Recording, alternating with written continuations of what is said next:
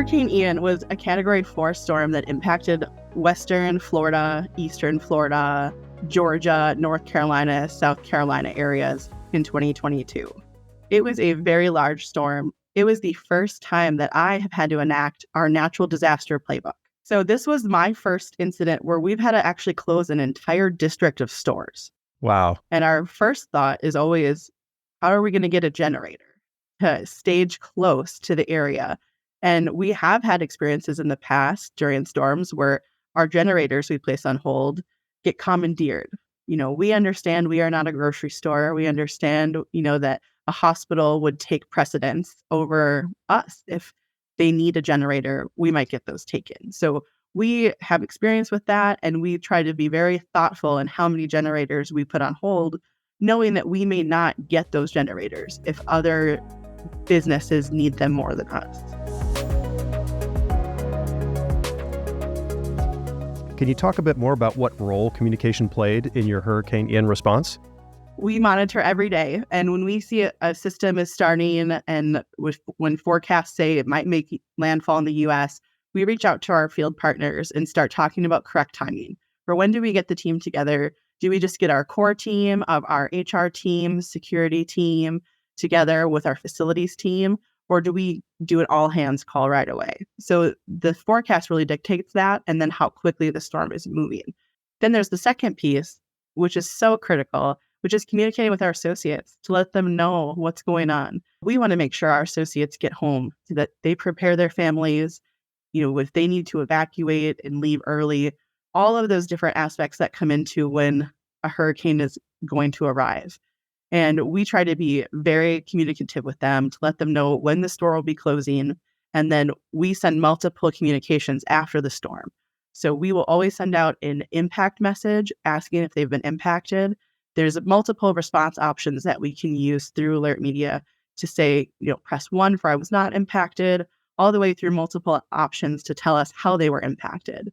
And that triggers an additional response on our end. If they do say they were impacted, then a member of our human resources team reaches out to find out what that impact was and how we as Kohl's can help them.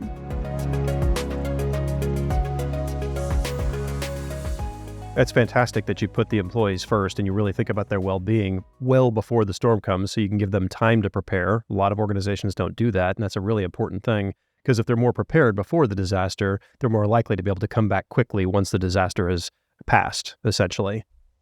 Absolutely. And we do once a year send what we call an all-territory notification exercise using Alert Media.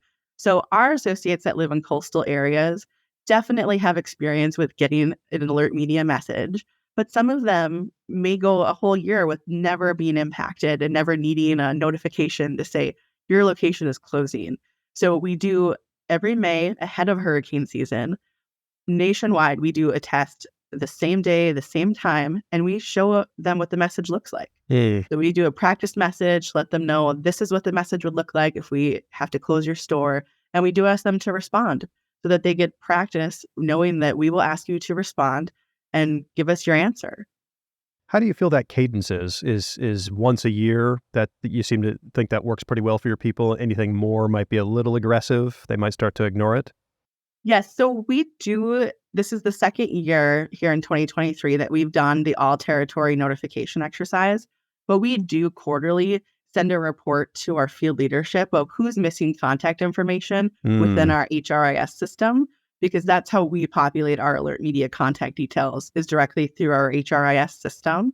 And if someone doesn't have their contact information in there or it's incorrect, then we can't reach them during an exercise.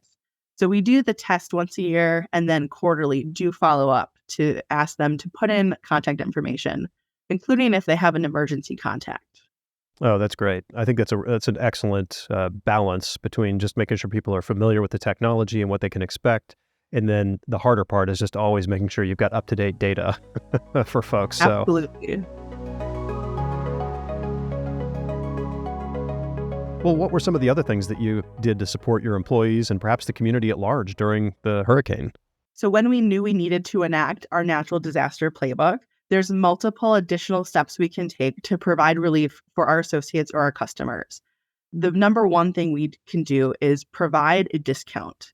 So for the disaster zip code areas, we can push out an additional discount for both our associates and our customers. Wow. And something that's nice for our associates is they can use this disaster discount on top of their associate discount that they already get. So, we understand, again, we are not a grocery store, but we do have your home comfort items where if you do lose multiple items in your home due to flooding, you can come to Kohl's, get a fresh pillow, get a fresh blanket. Some of those comfort items are so nice. Get a new plushie for your kid. Right. Anything to provide relief for our customers and really show our promise of caring about people.